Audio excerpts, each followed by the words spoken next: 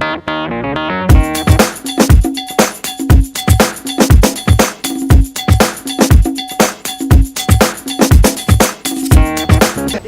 wonderful and lovely weather outside, finally spring is here, and I am Eunji Ko, a program director of the Community Capacity Building Department here at Korean American Community Services.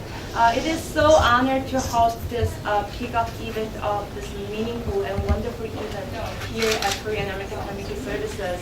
So please enjoy your time here, and please spread word to the other community members.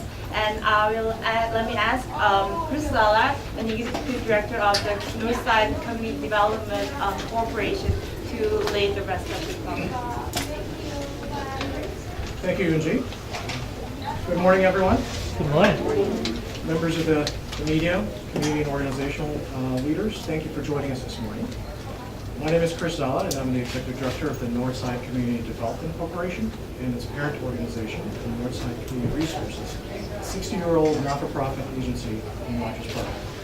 I'm proud and honored to be here with you today to announce the start of the Northside Housing Collaborative, a multi-ethnic team of not-for-profit service providers and a local law school, joining hands to combat home foreclosures and predatory lending practices in Chicago and the surrounding suburban homebuyer markets.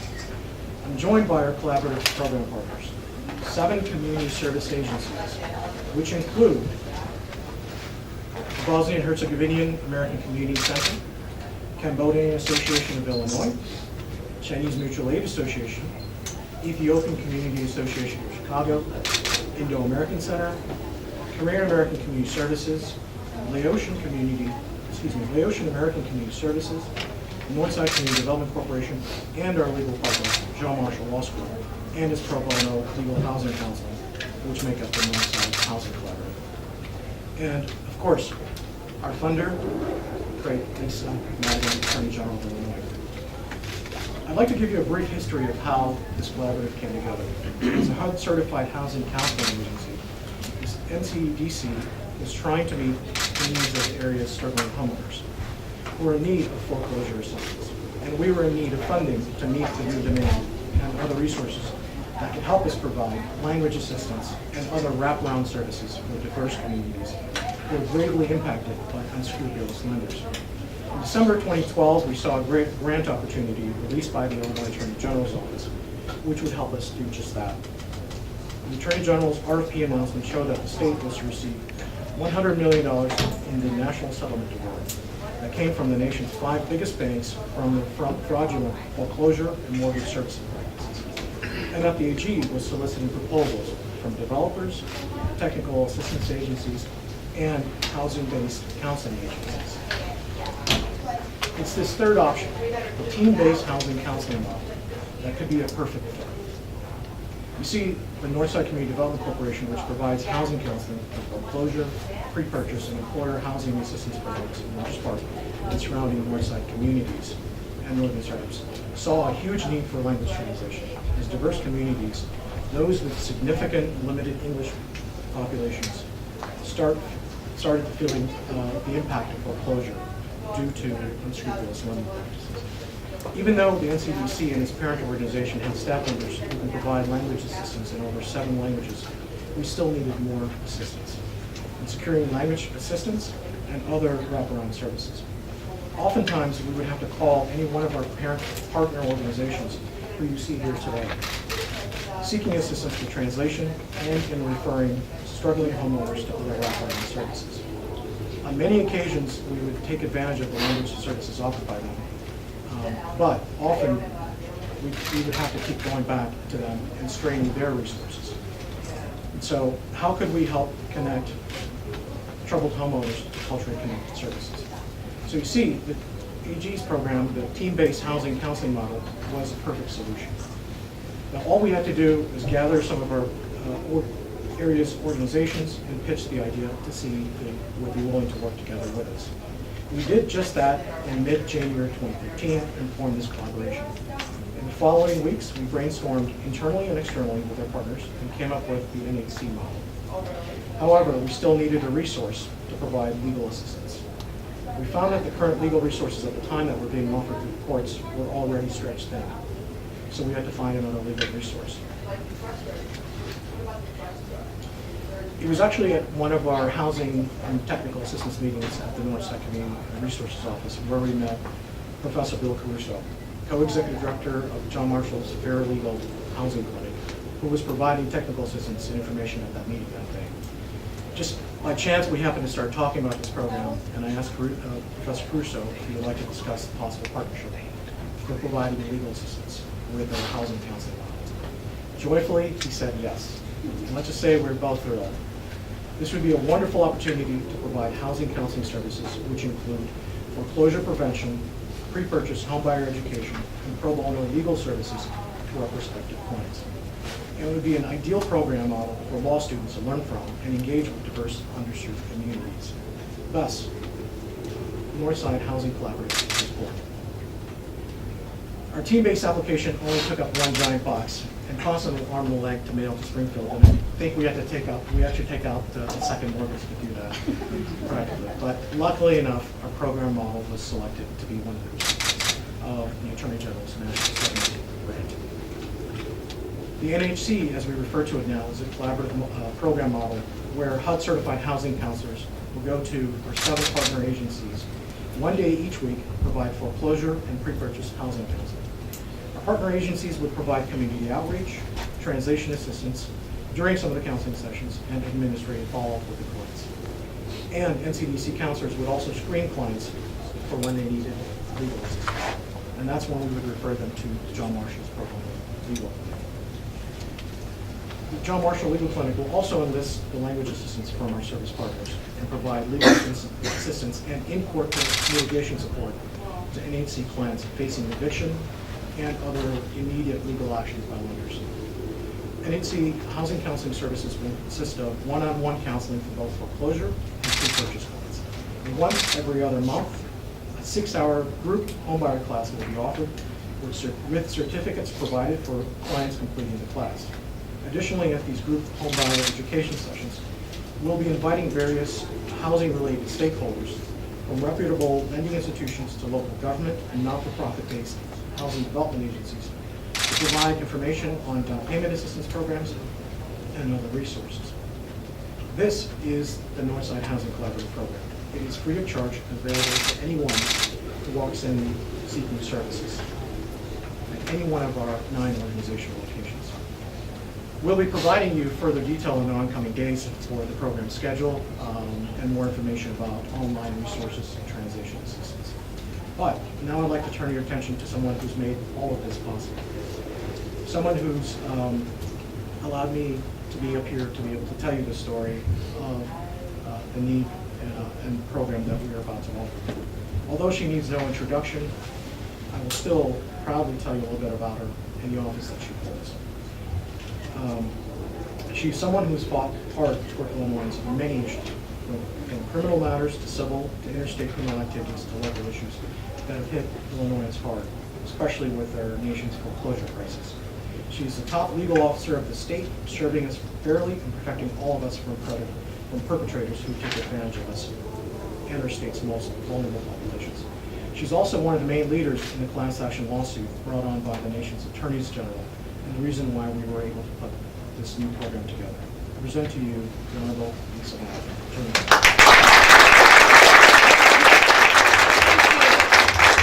Well, good morning to everybody. Chris, I appreciate that very kind and thorough introduction, and for all of you inviting me to join you today. As you heard, our office has been at the forefront of both the mortgage crisis as well as the foreclosure crisis over the last decade. Long before the news media was aware of the fact that there was going to be a literal tidal wave of foreclosures in our country, our office was already starting to see homeowners come to our office because they had gotten into mortgages that, quite frankly, they didn't understand, containing toxic terms that really were never designed to be sustainable. Ultimately, they ended up in foreclosure, and ultimately they lost their homes. And when we started seeing the growing number of these, the investigations that we pursued of some of the largest subprime lenders in this country revealed that these weren't isolated incidents. This was a situation that was taking place across the country and was going to result, unfortunately, in the devastation, not just to individuals and their families through losing their homes, but it was going to take a tremendous toll on our overall economy. And so as really the foremost consumer protector in our state, we took on a lead role in making sure that we were going to hold those banks and the other entities accountable for the destruction that they caused to families in our state, but also to our housing market and our economy across the country. The largest of these investigations and ultimate settlements was what's referred to as the National Foreclosure Settlement. Really, it was looking at conduct that took place on the back end of a mortgage. So a lot of the lawsuits we initially brought were dealing with problems that we saw on the front end with mortgages, where people were being put into mortgages again, that they didn't understand the terms of, where they had the adjustable rates when they thought it was a fixed rate, and they weren't even being qualified based on their income to be able to make these payments, sometimes even in the first month. Oftentimes it was once those mortgages reset. Then those mortgages had very toxic terms, the prepayment penalties and other things that trap people in those mortgages. So those are the problems we saw on the front end, the problems we really saw with AmeriGroup and AmeriQuest and Countrywide and other lenders. On the back end, what we started seeing were people who were struggling to stay in their homes. They were reaching out to their banks. They were asking for modifications, and they were really getting terrible, if any, service at all. People who would submit paperwork, not once, not twice, but we were seeing 5 times, 10 times, 12 times, and still not getting any response. Being handed off from one person to the next, being told that in fact they were going to get a modification, only to then learn that their home had in fact been lost through a foreclosure proceeding. And so because of those servicing problems and the well-known robo-signing issue, our investigation led us to negotiations with the 5 largest mortgage servicers in this country. The result was a $25 billion nationwide settlement. Now, most of that money ultimately went to homeowners or people who had already lost their homes to provide them with relief. Here in Illinois, the settlement was estimated to bring back $1 billion in relief, but I'm proud to announce it has actually resulted in almost $2 billion worth of relief to homeowners. And as part of that, there was $100 million that came to our office that was intended to go out to do work in communities to remediate the worst of the problems that had happened with the foreclosure crisis. Of that money, we dedicated $20 million to legal aid organizations so that individual homeowners could have advocates when they were trying to deal with saving their homes through the foreclosure process, because people, for the most part, were unrepresented, and in those circumstances, as you can imagine, the results can be very poor. In addition, we dedicated $70 million to making sure that programs were going to be able to be culturally appropriate and across the entire state to help homeowners do a number of things. One, to provide housing counseling services on 2 ends, both on the front end, as Chris talked about, so that there will be home buyer seminars so people understand the implications, the financial implications of purchasing a home, the terms of their mortgage, ensuring that their income will be able to sustain that mortgage so they won't have a problem on the back end once they've already gotten that mortgage. But also making sure that if people do have problems on the back end, they can go to a housing counselor who can work with them and try to work with their lender and their servicer to get a modification, some change that could be made to be able to keep them in their home. So that they can continue to make that payment. They don't cause a foreclosed home to be more disruptive to a community. And so we were very, very proud to be able to put together not just this pot of money, but an extraordinary group of real housing experts in our state who came together, reviewed well over 100 of these grant applications, and picked the best of them to fund. And so the Northside Housing Collaborative grant was one that we thought was very important. Because as Chris talked about in good detail, one of the biggest problems is assuring that communities that are particularly immigrant communities where there may be language barriers are getting appropriate services.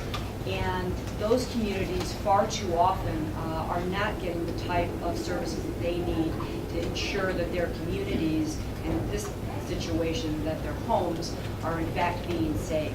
And so we were very pleased, quite frankly, to see this proposal come to us. The organizations have a long, successful track record of working in the community. They partnered with John Marshall Law School to make sure that there would also be the legal aid services available. And so it really was a proposal that demonstrated a great deal of thoughtfulness in terms of what the problem is and all of the different types of services that need to be available in a culturally appropriate manner.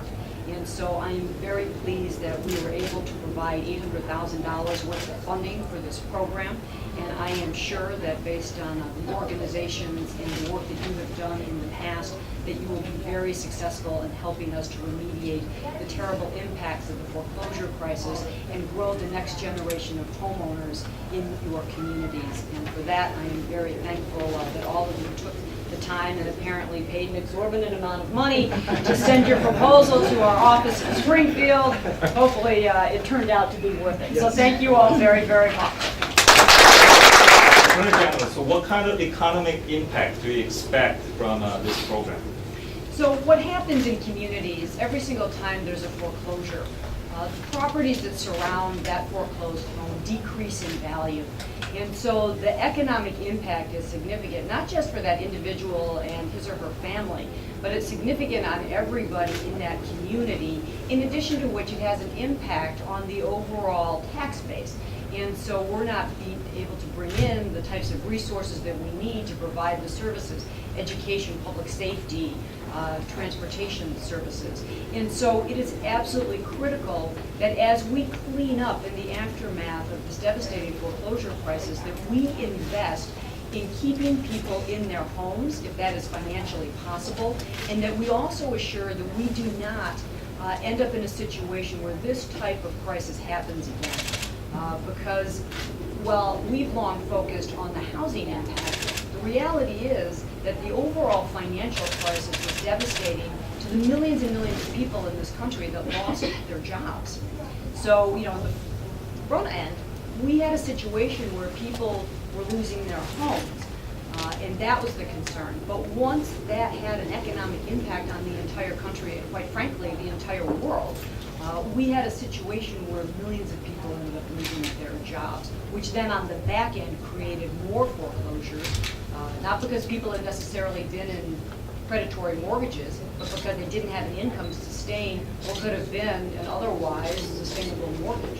And so what we've looked at in terms of remediation is that we're looking at not just giving opportunities to individual families, we're looking at rebuilding communities, but we're also looking at turning around the housing market, because quite frankly, until the housing market turns around, the entire economy is not going to turn around. And so there are still many, I would say most people who are struggling.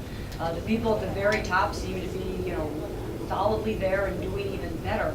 But for most people, we're still living in communities where we're aware, if it's not ourselves, it's our neighbors, who are still really hanging on and trying to stay in their homes. And so the economic impact that this is going to have is going to be beneficial to homeowners, it's going to be beneficial to community, it's going to be beneficial to our cities, it's going to be beneficial to our state and our overall economy.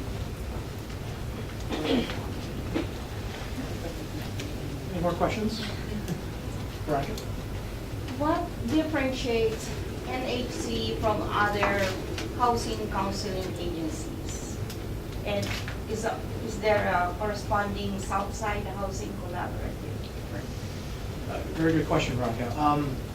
You know, the differences may be very, very minor. One, because there are quite a few other agencies throughout the city of Chicago and throughout the state that do provide the same similar services we do.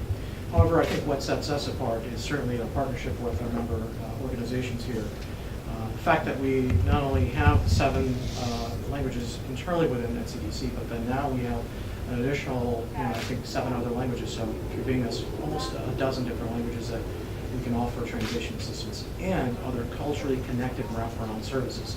to be able to help refer the homeowners to other services. Along with that, we do have a pre-purchase side of it as well. We'll be talking about predatory lending. And so some of our partners also include from the state side. We've actually invited the Illinois Housing Development Agency here. They can perhaps answer some questions for you afterwards about some down payment assistance programs.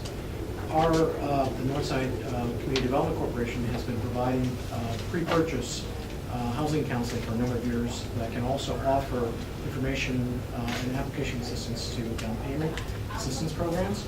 And I think to this date, Derek, I had our program director actually do a little bit of calculation, and this is probably to address the gentleman's question back there, on economic impact. Over the last 13, 14 years that we've been doing the housing counseling and doing pre-purchase through various different programs for CPS or through the state programs and Loyola programs, we've helped to close on mortgages which total up to about $500 million in our history of our services. That's got a pretty good impact on that. And so we're hoping going forward to continue on that trend and also help stimulate the economy in that way as well.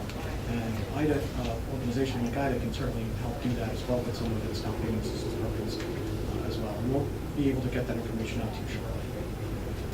I have a question for Attorney General Madigan. Of the $70 million for culturally appropriate, Well, it was for, go ahead. Okay. Well, I wanted to know, has any other pot of that money gone for the language groups that are represented by this collaborative? So it's similar to the previous question that was asked. One of our goals was to make sure that all communities had access to necessary housing counseling and pro bono legal services. And so we do have obviously other grantees that are providing culturally appropriate non-English services. So yes, and we can get you that information. I don't have it, it's a big stack, but we can get you that. So the answer is yes. I mean, and so yes, we do have people operating on the south side that are able to provide services, particularly the Chinese community. We have a lot of funding that went out to make sure that people whose first language or who are more comfortable speaking Spanish have an opportunity to get services. I'm pretty sure the Polish community. So we were very concerned about making sure that we were going to have programming available for everybody. I can tell you that just in general, in terms of consumer fraud, one of the issues we consistently see is that if you are a member of an immigrant community, English is not your first language, you are oftentimes at higher risk for fraud. And so this would be one of those circumstances. And also people who haven't traditionally had access to credit. So we particularly saw when it came to the discriminatory lending that we were seeing that was pervasive throughout the city of Chicago. The people in the Latino community, in the African American community, in the immigrant community were among those that were most targeted, in large part because having an opportunity to access credit, there really hadn't been any experience in that previously.